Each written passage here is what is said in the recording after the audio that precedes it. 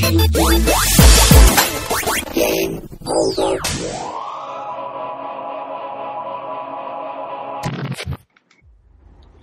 Welcome back to Game Over, the official podcast for NovaStream Games. I am your very barely there host this week, Alistair, and with me as always, Chunt. Greetings. And Jamie. Yo. So with us this week we have a very, very special guest who's kind of become a season regular. For those who don't know, this week we have Matthew Hewson, staff writer at The Black Panel. Welcome back. G'day all. Good to be back. You make me sound very special, like, special bus special. Oh, special bus special. Right, okay. I was going to say, well, I can just go, and Huzo's here this week. Yeah, it's probably more appropriate. Okay. So Huzo is here because this week is all about Titanfall. And because I have El Silcho interest, we thought we would get him on to have a chat. And basically you three guys can nerd it out together. Very good. So, on that note... Oh, it's nerding on. Yes. On that note, I will depart and let you guys chat. Yep, get out. And then we'll do a round, and then we'll do a round of what have you been playing with. Yeah. Yeah, get out. Alright, we're ready. Just sit outside and we'll get to you when we're ready. Have fun. Well, this is well organised. Yeah, yep. So general feeling, give it a score out of 10. Rightio. Spot. I don't know if I can give it a score out of 10 or a rating at all. I'm going to just start by saying how on the fence I am at the moment. I remember last time we spoke in depth about Titanfall, how I was really hoping that they were going to announce some special thing about the campaign, because they didn't really say much about it. And I purposely didn't read into it because I was like, I'm just going to wait for this, could be a good surprise. And I downloaded it off Xbox One because I was too slack to go buy it. And so I was sick that day anyway. But anyway, I uploaded it, got it ready, jumped on the campaign. I fuck yeah, this is going to be good, because I saw some of that secret concept art, those really alien creatures walking around. Yeah. And that got me all hyped up for the story mode. And I played the first mission of the campaign. I'm like, oh yeah, this is a bit of an intro. Okay. Played the first level. Okay, where's this going? And then the next one, there's like a voiceover between the next mission, like a briefing. I'm like, okay, it's going to pick up eventually. And then I realised, okay, this isn't going to be any different. I got to the end of the IMC campaign, and I was like, what the hell did I just play? This is a different experience. Where's my campaign? And then it's like, congratulations, you finished the IMC campaign. Now you can play the militia one. Yay! And I'm like, holy crap balls. So I'm pretty much going to play the same campaign, just on the other side. And lo and behold, that's what it was. And I was like, wow, I feel ripped off, because I paid full price for that bitch. Saying that... Sorry? I was going to say, I find it hard knowing going in that it was multiplayer only to expect much more. Well, see, I haven't really played too many multiplayer online games, but like, at least, come on. Like, there's got to be some kind of... Well, not everybody plays those kind of games. Like, there's so many friends like myself that only play single-player experiences. Especially that's how fair. much yeah. That's fair to say, but then that's also fair to say that this game isn't for you. No, that's like right. saying you're disappointed going into a pizza shop that there's not ice cream. If you get what I'm saying. Blasphemy. There should always be ice cream. I mean but yeah, no, knowing going in this is multiplayer only, and I think everyone should be pretty aware of that, and if not, they need to know it, because this is multiplayer only, folks. And if you don't have any interest in multiplayer, yeah. So I knew it was online only, like it's one of those online games that was totally online, and I was like, okay, this could be cool. But how hard would it have been to introduce, for those of us, even Call of Duty, like these guys come from Call of Duty loins, I'll just say. Even they had a campaign thrown in. Granted, they're only a small studio. In comparison, there's like less than 100 people working on that game. I understand that. But on the flip side, like, yes, I was disappointed on the lack of campaign because that's what we're just so seasoned to. Like, those console gamers that play the shooters. Every shooter that's come out just about, all the big ones anyway, have had a campaign that's really worthy of playing just single on your own. But on the flip side, I've been finding the actual classic mode, they call it, which is just, the online matches only. There's no campaign to be spoken of. Is really, really damn fun. Like, I played like 4 hours of that the other night with a mate online. But it was really good fun, man. Like, we played through, he only just started, so I played through the last half of his IMC campaign, and then we clocked the militia campaign together because I hadn't started it yet. And it was heaps fun. Then we did some online stuff. Like, all day, man. It was good. But, I don't know. I'm finding it one of those things where, to go back to, I'm kind of like, yeah, it's just going to be one of those things that... You're still talking. Sorry? What? Yeah. No. Well, I'm just saying my experience with the game, like, so far, it's just, well, okay, it's not what I expected, so I'm going to represent those people that are used to having the campaign as well as their multiplayer. That's what we've been spoiled with for, the odd last 5, 6, 8 years or whatever. And I just think the price that you pay for this game is a bit over the mark. Like, I was a sucker and bought it online for like $99 off Xbox Live, and for what you get, it's not really cost effective. Well, think about it. How many hours of it have you played? Well, I played a solid day, like, in total, pretty much. So, you're saying $90 isn't worth 24 hours of gameplay? Not really. Not really, because, I mean, when you think of what the other games what are you expecting there? That's what I'm trying to get. I mean, value for money proposition, if you're playing 24 hours compared to, say, a single-player game that only lasts 10 hours, you still pay the same price.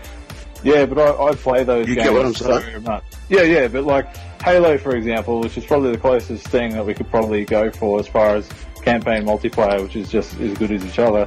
I've played those Halo games for the story mode so many times that I've definitely got my money's worth and then some. And if you want to go to the other one, Microsoft exclusive, Gears of War, man, like that, I love that series, and I played those campaigns X amount of times. I don't even know how much, and that's the thing. Like, a story, a good one that's fun, I can go back to as many times like a movie. I'll watch it as many times as I need to, and I'll just get my money's worth, like 10-fold, 100-fold. But if it's like an online-only game where you're just online shooting people, and it's fun, man, like, I'm not saying it's not fun, but I'm just like, yeah, for those of us like myself who appreciate a good story and appreciate the entertainment value from a good campaign, it's just lacking. It's just like half a game, that's what I feel. Yeah, so I agree. Sorry. No, I just say ultimately it's not that you got a problem with the actual game, it's that it's the problem with the price tag. Yeah, man, big time. Big time. For what you get, it's like half a game from today's standards. From what people like me are expecting, you get the campaign and a multiplayer experience every time, and then you're paying full price for the multiplayer only. That's just a bit of a rip-off. Yeah. I would bring the price down, like $50 maybe, not friggin' close to 100. But then again, that same reverse happens for the single player. That's what I'm saying. Like, there's plenty of single player only games out there that charge full price. Should they only be half price because they don't have a multiplayer? No, but it's a whole different experience. It's like a movie. But it's playing. Not. It's like you're going into it expecting a single player. If Uncharted and Tomb Raider and those kind of games came out and it was only a single player experience, I would totally be satisfied. Because I don't even go near their multiplayer experience. No, I would gladly pay their full price. Like Mass Effect 1, 2, and 3. They only had multiplayer in the third one, I think it was. But the price of admission for those three are just, priceless. They're really good. And that's what I'm saying. But if you're the person that's looking for the multiplayer shooter, and that's what this is aimed at, it's not aimed at a single player. This is aimed at a multiplayer shooter. They're going in expecting to spend time online, and that's what it's offering. to me, like, I look at Battlefield. Battlefield's the best example because the campaigns for Battlefield are terrible. They're horrible. They're basically tech demos. The stories are crap. There's just over-the-top America hell yeah sort of storylines. No, the only reason I played the single player was because I had to review them. You know, people don't buy Battlefield for single player. People buy Battlefield for multiplayer. And in this case, with the small resources team, they've gone, no, let's make the best multiplayer game possible. As far as value for money goes, I mean, I'm up to God knows how many hours, and granted, I didn't pay for it, but I would be more than happy to pay for it for the amount of time I played and still intend to play. In saying that, though, why bother going through all the artistic effort with the Titans, the design of the universe, all the spaceships, like all that kind of stuff? Like, why bother going through that trouble in creating this kind of universe without It's laying down foundations. It's laying foundations. Because they're a small team now, it really is. People can't think of single games these days. Especially a company, you know, it's owned by EA. So let's face it, they're looking for a franchise. So they're laying a foundation. If this is successful, they get bigger, they get more people, they get more resources. Every chance there's a single-player campaign in the next Titanfall game. But this was kind of a proof of concept, and as far as proof of concepts go, it's a pretty damn good one. And I think that's what it is. It's just a resources thing. They decided to dedicate all their resources to the one facet to make it the best they could. And personally, I'd rather them do that than have a half-assed single-player campaign thrown in. Yeah, it seems really, really well thought out. I mean, I don't know if any of you guys happen to listen to the the Outside Xbox podcast or the the official Xbox one that Major Nelson and those guys do. They were actually talking to the developers and to say that they had not just graphic designers, but tech programmers. The people that do the behind-the-scenes work on day one sat around in a circle discussing things that they love from video games and how to build the best experience. That just goes back to the core of what they've done. They've got this tiny, tiny team. Like you said, they're under 100, yep. 70 strong or something like that. They would never, ever have got out a good, solid multiplayer experience if they'd have tried to tack on a campaign. And I think by them calling it a campaign, the mode that is in there is a little bit, I agree with what Chunt's saying, it feels like, it's a bit of a misconception because it's not a campaign. It's multiplayer with a few thrown on sort of, a vision of a story, but I also agree with you, Matt, that it is laying the foundations. That universe will be explored in much greater detail by the time we see the inevitable second game. Yeah, and I think the campaign, is the weakest part. There's no point to it. I would have been perfectly happy if they hadn't have bothered. If the only story you got was in the manual, this is the militia, exactly. Have at it. That's basically it, because I'm an old PC gamer, it harkens back to Quake 3 and Unreal Tournament and games like that, which was purely just shooting, and the amount of hours spent on those games, even they had bots and things, but you didn't play them with the bots because there was no point. It was all about the multiplayer, and the levels were all developed so well that it just made repeat playing enjoyable. And I mean, I haven't spent that much time with this yet, but it seems that the levels are just designed brilliantly. There isn't a weak link that I've come across yet. The weapons are all balanced. Everything is shining like a well-balanced multiplayer experience, and you can't always say that about a lot of games. No, not even COD. COD's not balanced like this.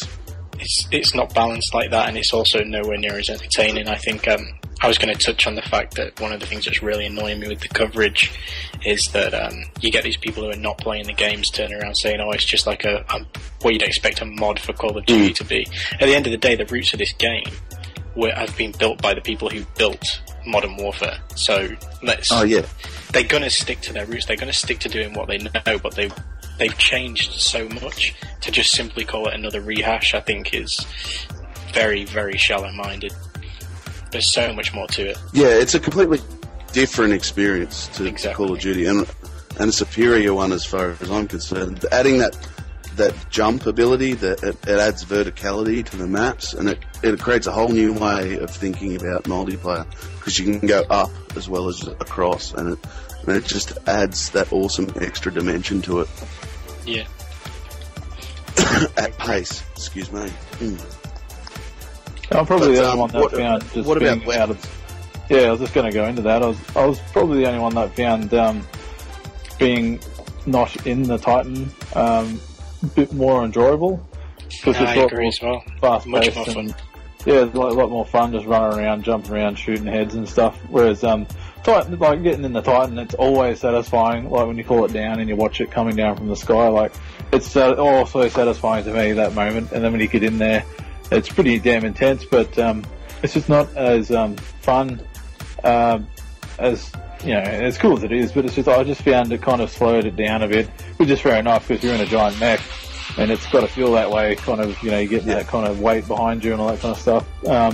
But I found myself saving my Titanfalls. Like, I'd be running around, and when the girl comes up saying, "Hey, Chunt, your Titanfall's ready to go when you want." I'm like, alright, yeah, just shush, and I'll call it down when I'm ready.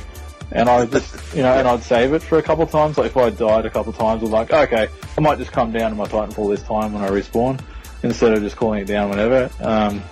It kind of it just broke the pace a bit, which is good. But I've been wondering if I was the only one because I've only really played online with one of my friends because I've had problems getting other people online in my games. But I don't know if you guys feel the same. Yeah, I agree. It's a novelty. I kind of do. I think it's a tool to be used in the right situations. Precisely. Especially in the team-based games. No, it's not. In attrition, it doesn't matter so much because it's just team deathmatch. So jump in, jump out, doesn't matter.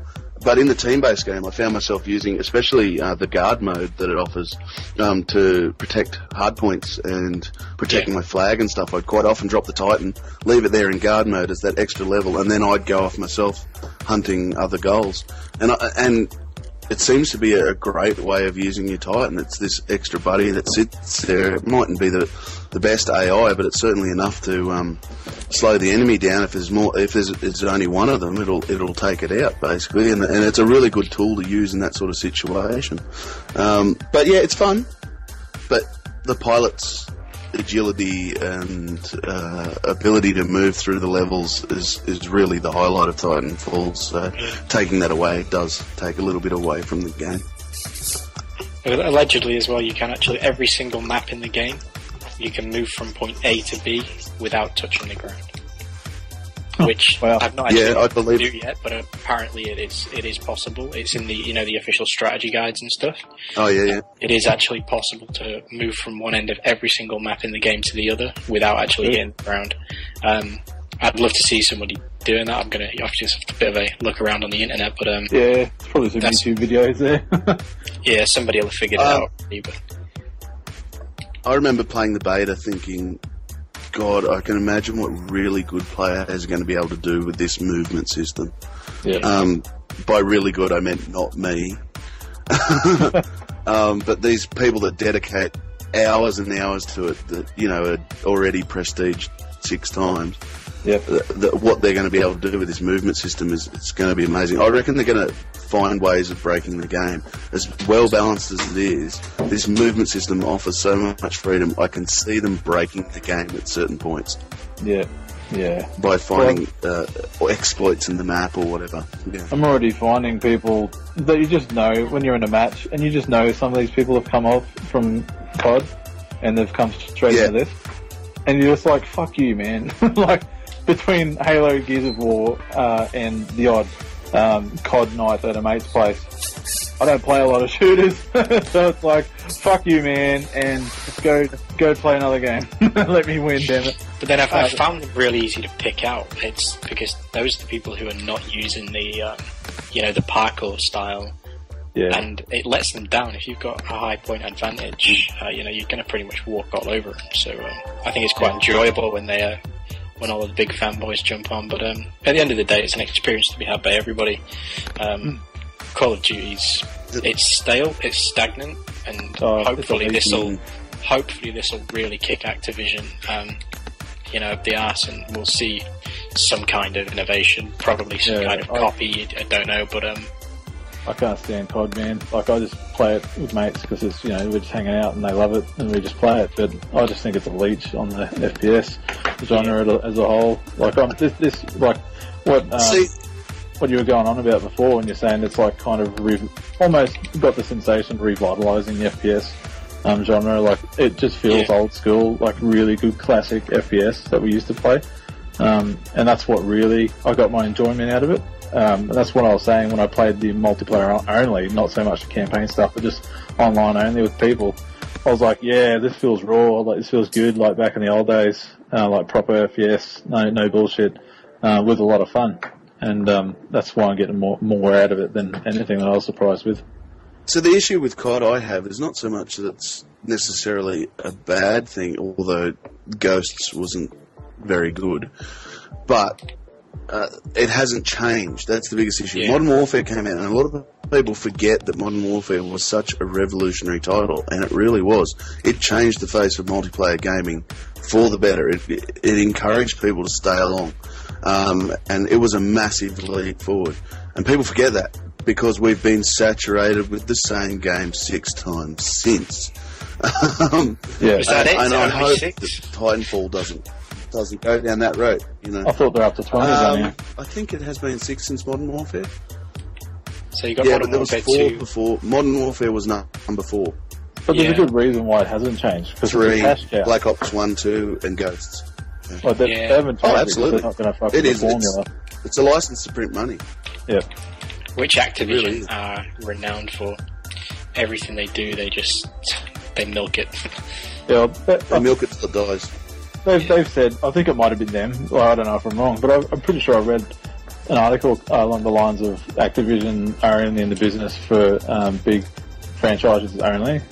Like, if it doesn't have potential for a franchise, they're not interested. Which when was the last game that Activision released that wasn't an existing franchise? I can't think of it. Yeah. Skylanders was the last one they took a risk on, but that was still technically part of the Spyro franchise. Yeah. Which is a shame. You know? I mean, when was the last time Activision released anything? Yeah, like a new IP or something. Yeah. Activision have given up. I mean, if it wasn't for Blizzard, I think Activision wouldn't have gone by now. 3 games, 3 franchises. They've got Skylanders, COD, and that's it, isn't it? Yeah, pretty much. Skylanders and Call of Duty. They're giving up Spider-Man yet?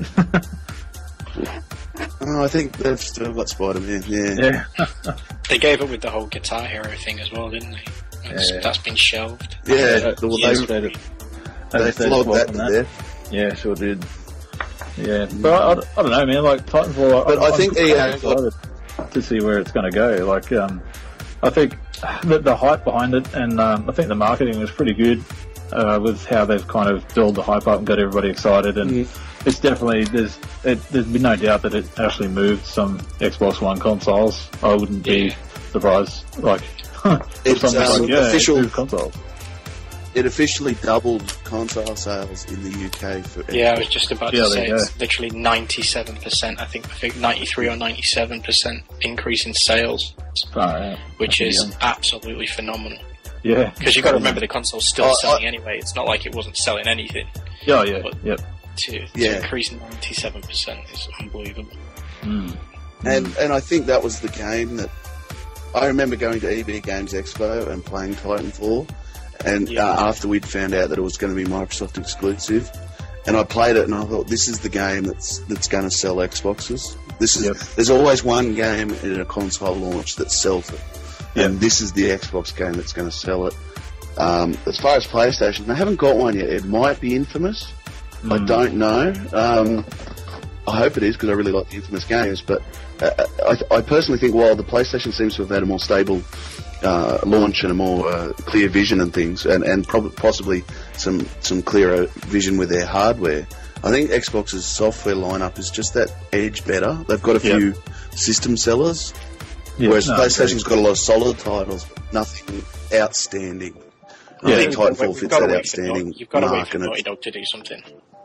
When Naughty Dog do something, I think that could be the one. And that could be a long way away. Yeah, Uncharted that could be a long way away. 2015, isn't it? So it's still a year or so away. Orders 166, that's late this year, isn't it? That's a PlayStation exclusive. That could be it, but from what I've heard, it's a Gears of War knockoff. Whether that's enough to sell, it might be a really good Gears of War knockoff, and I'm happy for that. But is it a system seller? I don't know. Yeah. Titanfall really is that system seller. It's the Halo of the Xbox One. Yeah, no, it's that's the what I Gears was of going to War say. Like, Xbox. yeah, So like Halo by that sold notion, Xbox One. do we think it should remain a Microsoft exclusive? Oh, I wanted to ask that.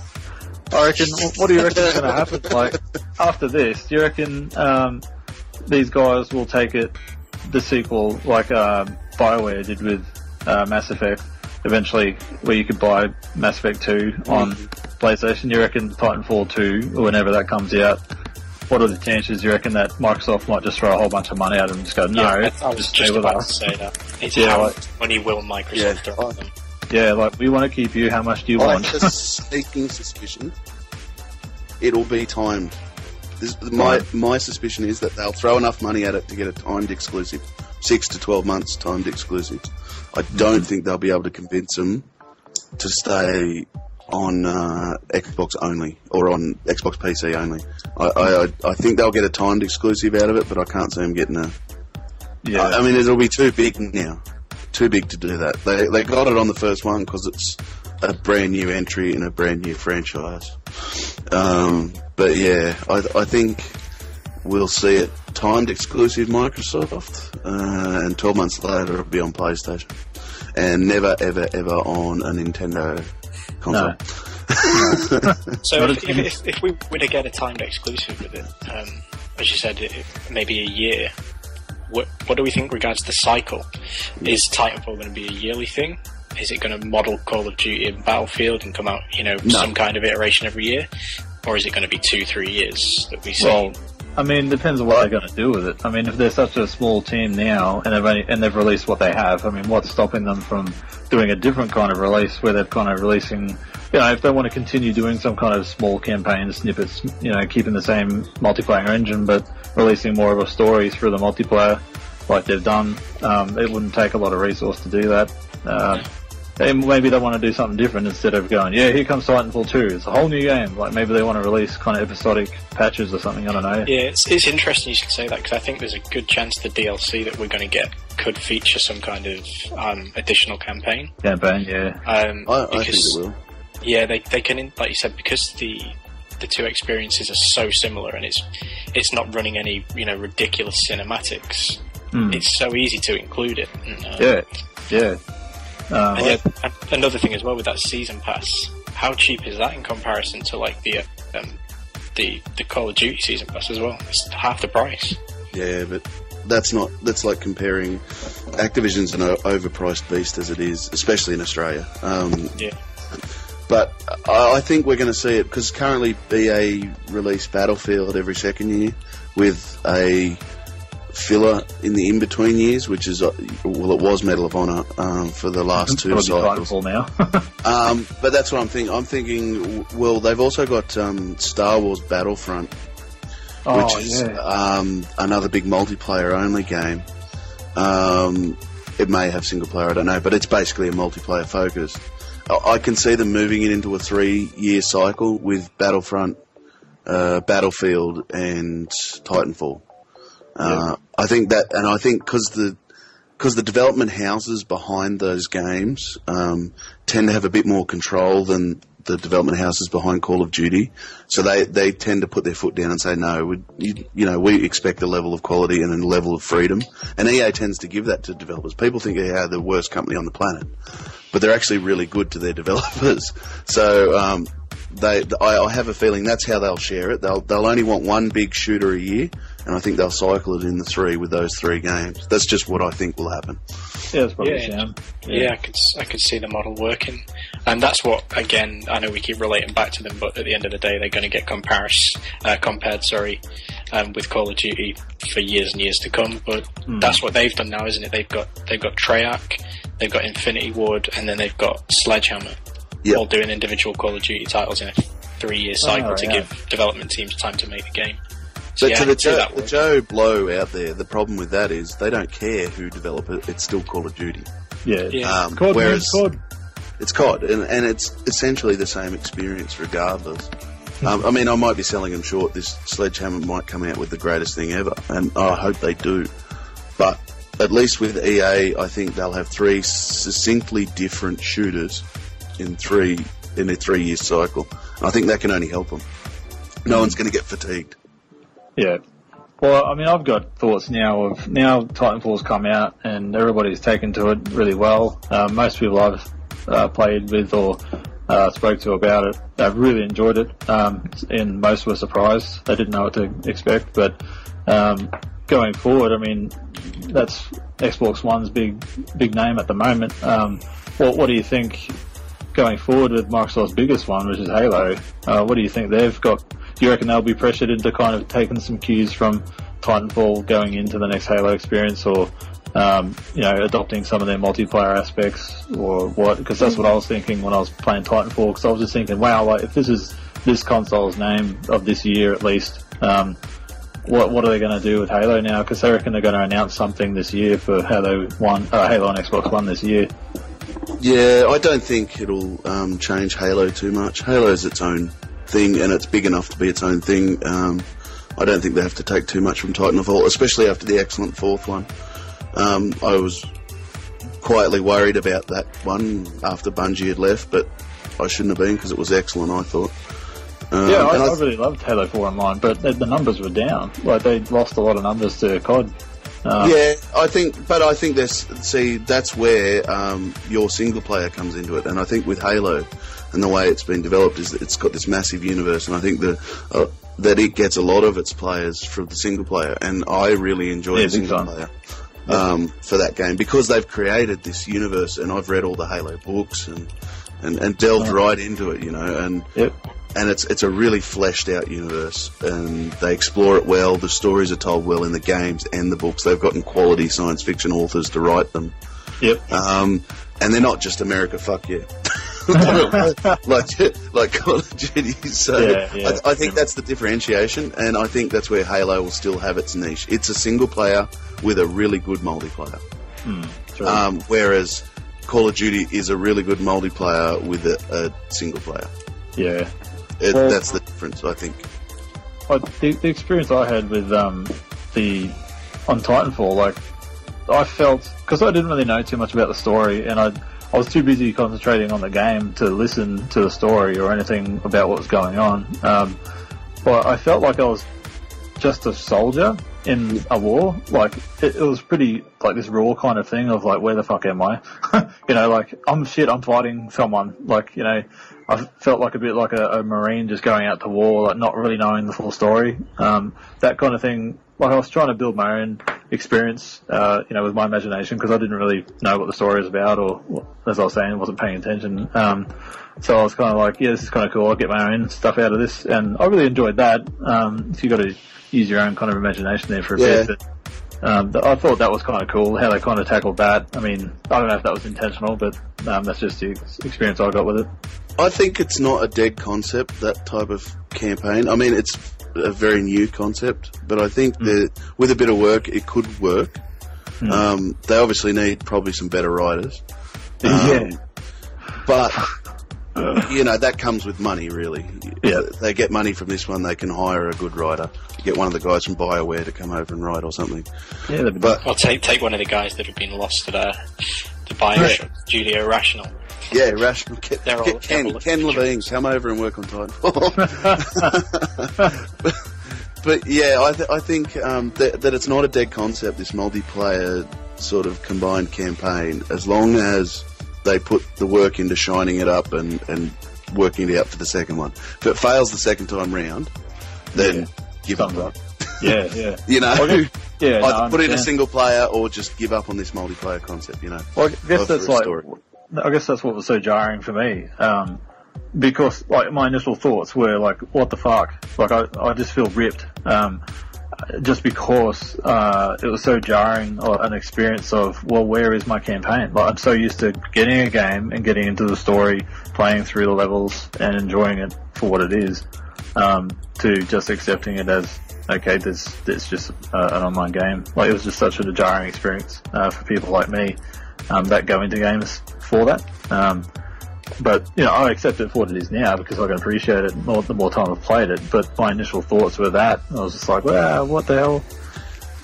I think what Titanfall does really well, probably better than any other multiplayer shooter I've played, is it welcomes new players very well. And I think that would probably have softened your blow with not having the single player because it's so welcoming.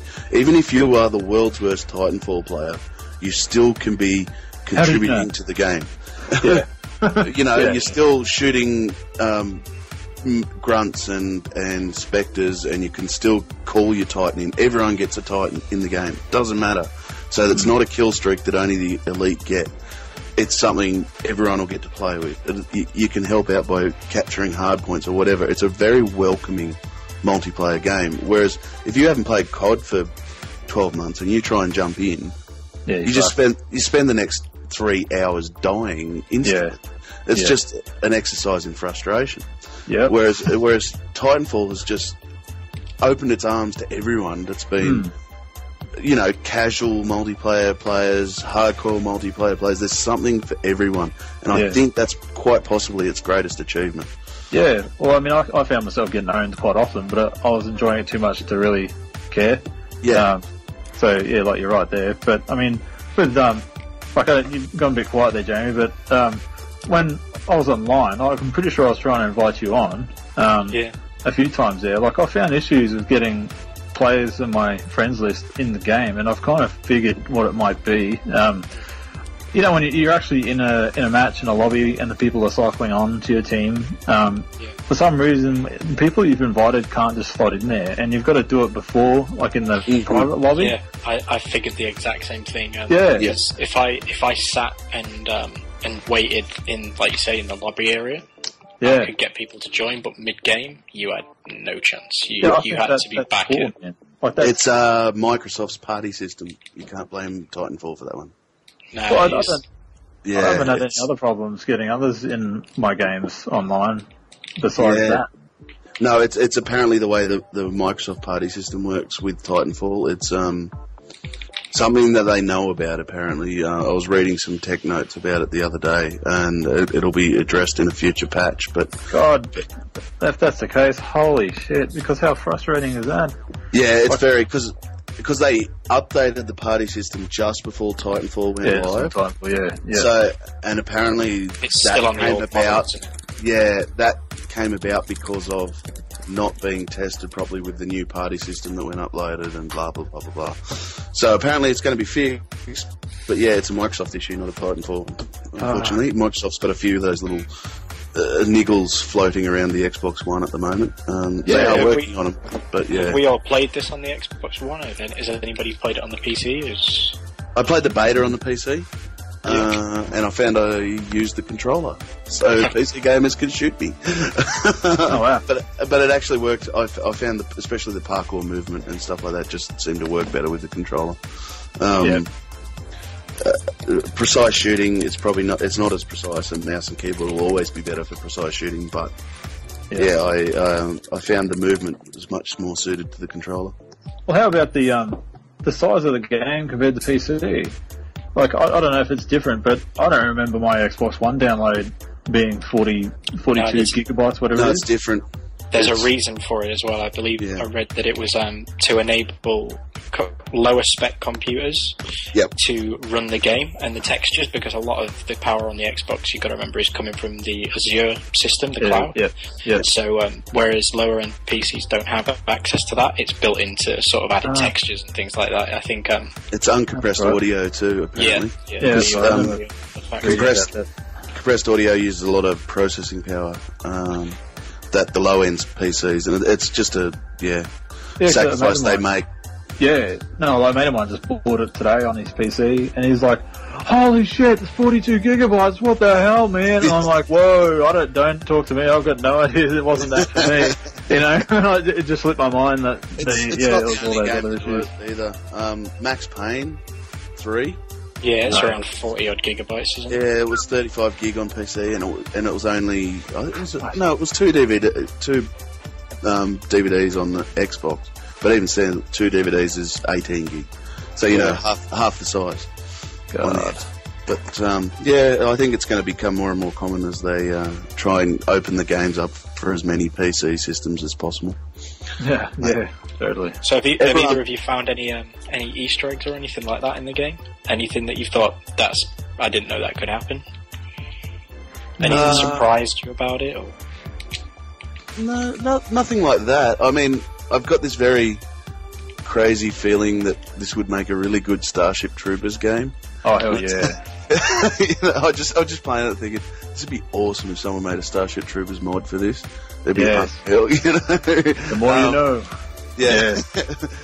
I could just see that working really well. But yeah, no, I haven't seen anything super Easter eggy, but I'm sure they're there. I never go looking for it, to be honest, though. Well, I mean, part of the reasons why I'm pretty sure I died so much is because I'm paying attention to the backgrounds. Yeah. Because apparently there's creatures and stuff happening in the background. Like one level, I didn't think it was me, but I managed to get on that level a few times, and I noticed like the whole ground in the background, like just massive slabs of continent just moving, like stuff, and I'm like, whoa, that's fucking epic. And then there's like beasts walking around in the background, really tall, and all these, you know, evil bird creature things. I'm like, I want to know what the story is. Like, that's, you know, I'm just like, just give me more of that because this is fun and I want to know what the hell's going on. Well, there is a live action TV series coming to Xbox. I'll be all over that when that comes out. Like, just after playing the game and hearing about that, I'm like, oh, shit, yeah. Like, it just sounds like it's going to be very cool. Like, hopefully it's not cheap. Like, you know, when the Titans come out, I hope it doesn't look dodgy or anything, but... Yeah.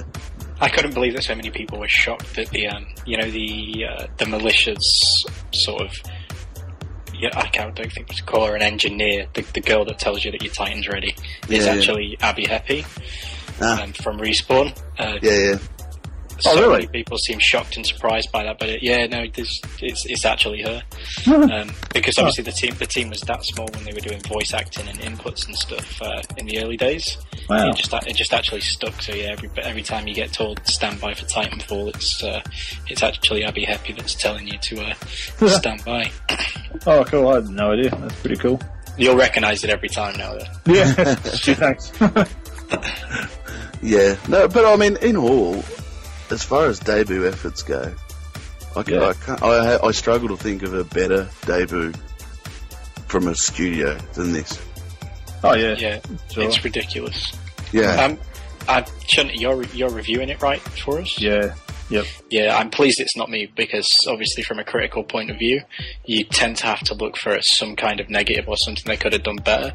Yeah. And I'm struggling. I'm very, very happy with it. Like, I don't feel duped. Oh, okay, the cost of it or anything like that. So yeah, it's probably good that it's not landed my way. But I'm writing up my review of it now, and I think the only thing I came across that I would have liked is perhaps a few more modes. But I'm not going to be overly critical on that. And as far as picking things apart, that's really on the picky side of things, I think. But it'd be nice to have a few more multiplayer variations. And that'll probably come in the DLC. But everything else... Pilot versus pilot and private party modes are all slated to be coming in the first DLC, and the first one will be free. So very good. And I mean, I'd like to see a few more different team modes. Something like Rush from Battlefield, I reckon would be awesome. Yeah. But that'd involve some serious map changes. But I think really the only other issue I might have with it is a few technical frame rate stutters. I noticed the tearing on the Xbox One. Yeah. Bit of that as well. But I think that's going to be refined in the life as well. And that comes down to new console syndrome as well. I mean, I remember looking at Oblivion, if you ever bought the Xbox and played Oblivion, thinking that shit was amazing, and then you play it, compare it next to Skyrim. Yeah. You know? Yeah. And that's the same thing. It's the new console, and I think that'll all improve in time. Yeah, but, it's only been a few months, really. Yeah, they've only had the finalised Xbox hardware for 12 months at most. Yeah. And it's due to get another beef up shortly as well, isn't it? Did you see the DirectX 12? Yeah. Yep. Which they can implement. You know, there's no need to buy anything new. It is literally a firmware patch, and it'll be that could help So. Yeah, it'll actually give him access to more of the GPU and the GPU RAM. Yeah. So it's going to be a good upgrade. And I think really I can't complain too much. I mean, I'm writing a review, so I've got to find something. But it's kind of like that. You can't be that 10 out of 10 guy. No. Because they go, you work for IGN. But Well, yeah, I know like a lot of places are giving it like an 8.9, 8.5, something like that. And I think that's pretty fair, really. I'd probably just go 8, if anything. After thinking about it and talking about it. But and you finally answered my first question. It only took 5 hours, yeah. I don't know, like, I'm pretty critical sometimes when a game's been hyped up that much, and there was some serious hype behind it. I kind of went in thinking, fuck yeah, this is going to be the next Halo. Like, that's kind of the feeling I had as someone. I purposely didn't read anything about it. Like, I just didn't want to know. Yeah. I just wanted to go in fresh, and I'm glad I did that, because with big titles like that, I'd rather go in fresh, not knowing anything, because I get the better experience out of it, I find. I'm not sugar-coated by all this stuff that I've already done. So my review's probably going to be a lot different to yours, but that's fine, I mean, I enjoy it the same. And I feel it probably appeals to me because I'm an old bastard that used to spend a lot of time playing Quake and Unreal Tournament, and it's that sort of Twitch shooting that I've missed. Since Call of Duty, basically, it seemed to disappear. The science fiction Twitch shooter, and this has brought it back with a bang. And I'm jumping in feet first. I mean, I'm always wary of hype because I've been burnt too many times.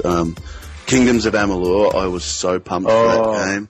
Yeah, and I played it at preview events, and it all looked awesome. And I played the demos, and 3 or 4 times I'd seen it before it was released. And then when it came out, it was okay. Yeah,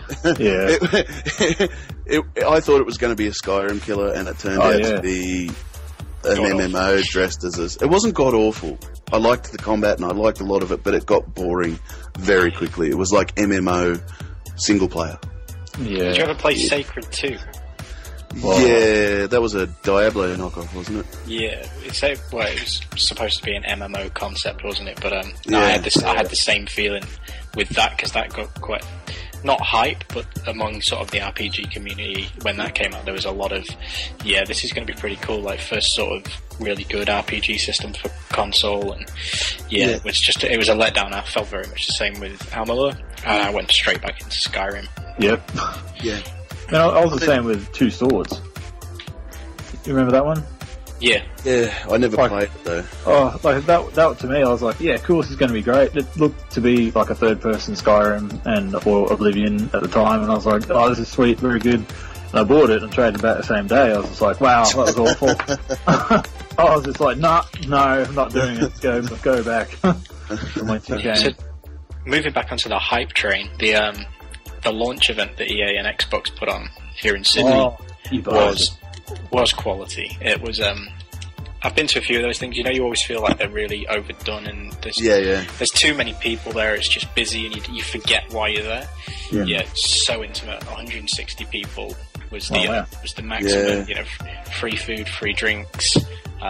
It was absolutely fantastic. EA tend to do them pretty well. The ones I've been to, EA have seemed to have done them the best. Preview days and things like that. They, unfortunately, children kept me from that one. Because I really would have liked to have gone, but they do them well, and I heard from a couple of people that went that it was a really well put together event. Yeah, it was absolutely fantastic. So, do you have a definitive score, or do we have to wait for the review, Matt? No, we don't score on Black Panel. So, what would you give it as a personal score? Personal, I'd be at least a 9. I'd be a 9, a solid 9, probably pushing a 9.5. But I'll say 9 because I want more modes. But that'd be the only reason. Yeah, I think I'd say the same. I'd give it a very solid 9, and that could, after we see a few of the DLC packs, if they utilize DirectX 12 and start increase maybe some graphical fidelity, that's when it'd get that 9.5. But cool. Well, I think that wraps us up with that. Is Alistair listen? Yes, and just a reminder, we don't do scores either. But anyway, we can on here. Personal scores, yeah, it's not personal. Yeah, you can on here. You can. That's why at the bottom of my reviews I give it X out of X chunks. Yes. Oh, that's right. We need to talk. Busted. Yes. Yeah. No, it's all good. Nice to see you actually read my reviews. Sometimes. Someone's got to fix the spelling mistakes. Jeez, I know, right? Yeah, man. Oh, yeah, I'm not one to judge on that. I'm pretty bad. So, not too much PlayStation bashing, which I'm kind of surprised about. But yeah, good chat. So, we'll just do a quick round of what have you been playing with, and no one's allowed to say Titanfall unless the only thing you've been playing is Titanfall, which, knowing all of you, I know is a lie. So, Chunt. South Park. Stick of Truth. So, you finally got it. Oh man, yeah, I downloaded it off Xbox Live on my 360, and it kind of took over Titanfall for a while there. Like I played through the campaign of Titanfall, and I was like, okay, and I'll go back to South Park for a while. Then I went back online with a friend on Titanfall, and then I came back, and Saturday night from about 3 o'clock. I had like a 2-hour break in between, and all the way to 2 a.m. I was just playing South Park. I fucking love that game. Yeah. It's great. Right. Jamie. South Park as well. I went back to it over the weekend to try and get a few of the achievements that I felt I'd missed. Just a hint, Chunt. If you want to create a new file, a new character, and call yourself Douchebag, preempt it and call yourself Douchebag, it's a secret achievement. Really? Yeah. Yeah, so I went back to that, played a bit of that. I've been playing a bit more Plants vs. Zombies on the Xbox. And I actually downloaded Soul Calibur 5. It's on offer on the 360 store at the minute for like $6. Wow. Yeah, I'm a big fan of that. I got the HD 2 remake thing that they launched just prior to Christmas. But yeah, I thought $6 for 5. I'd never played it, so yeah, I've been going through that. There's a story mode in there, which is nice to see. They've not done that since 2. Yeah, that's pretty much about it, other than that game we're not allowed to say that we've been playing. Yeah, that wraps me. Yeah. Huzo? I've been playing the pre-alpha build of the new Carmageddon game. That's right. It's a Kickstarter campaign that I backed. I was a backer, and it flashing back to my youth with Carmageddon. And for those that don't know, Carmageddon's a crazy car combat game, but it basically death raced the game. And so far what I've played on the pre-alpha, it's only one level. There's a bunch of textures missing. But it feels like Carmageddon. It controls really well. Crashes are awesome. You smash people. You run over pedestrians. It all works really well. So I'm really keen now to see what the rest of the game's like after a really solid. If this is pre-alpha, there's a lot of hope for it when the full game comes out. But apart from that, I did a bit of South Park. I finished that off, and I've been playing Titanfall. Yeah. And more Titanfall. He's allowed to say it. I'm the guest. He's allowed. You can't kick the guest out. No. On that note, bye. No. Pulling the plug in. Disconnecting now. Well, I got a weird Assassin's Creed 4, I don't know, urge to start playing it again. And these guys know, you probably don't know, Matt, but I got stuck on this one bit, and no matter what I did, I just couldn't get past it. And I'm talking like every day for weeks I tried and I just couldn't get past it, so I threw it down and said, this game sucks.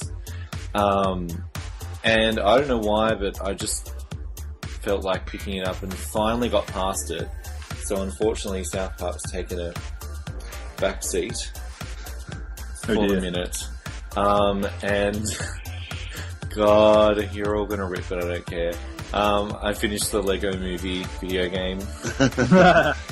Very good. Hey, I've got kids. I'm all for Lego games. The Lego games rock, man. It's actually the best one I've played. Wow. Oh, it's really good. I thought it was going to be really crap. I'm pumped to go to the movie with the little ones. Yeah. Yeah. They've been nagging me for months. I'm also going to the movie with little ones. Yes. Wow. That sounded really creepy. That did sound really creepy. Yeah. Really creepy. No. Wow. Are you on the registered list? I'm going to edit that out. Joining the priesthood, are we? Yeah. Wow. Okay. I'm a good Catholic. Yes. Wow. I'm going to hell. Well, We all are. clearly we all are, so that's fine. So that about wraps it up for another week. Thanks for coming by. Again, Huzo, hope they didn't freak you out too much. No, I was pretty prepared this time. You caught me by surprise last time, but I was on the ball. Very good. Nice. And Jamie and Chunt, as always. Yep. I was meant to say something else, but brain I failed. just had to fill this silence with something. Yeah, thanks. Yeah. Brain failed. Thanks for that. Goodness me. Yes, so we will be back next week, this time swapping Huzo out for one of our new writers. Ang, who lives in Melbourne, will be coming on. He, fortunately, is a PlayStation freak like myself, so we'll be talking about Infamous Second Son. Really? It's alright, you don't. It'll be good. It'll be a good game. Yeah. Yeah. That looks awesome. If this Street release has broken, I'm going to be so excited. And I will be calling in sick tomorrow, if that is the case. Just edit that out in case they listen. They're not that dedicated. Wow. Yeah. Fuck them. Yeah. Yeah. You're like that guy at the cricket, aren't you? Waving off telly, then get caught by the boss.